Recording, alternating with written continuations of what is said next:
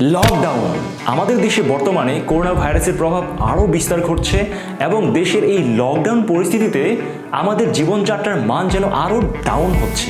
আমাদের দেশ বর্তমানে লকডাউনে থাকলেও কি কি ডাউন নয় সে বিষয়টা একটু জেনে আসি। Unemployment problem is not down, it's increasing. COVID death cases are not down, it's increasing.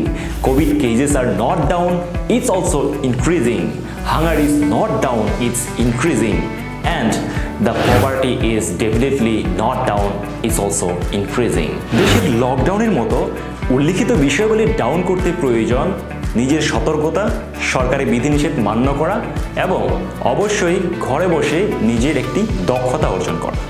প্রথম পয়েন্টটি ডাউন করতে প্রয়োজন কর্মমুখী দক্ষতা অর্জন।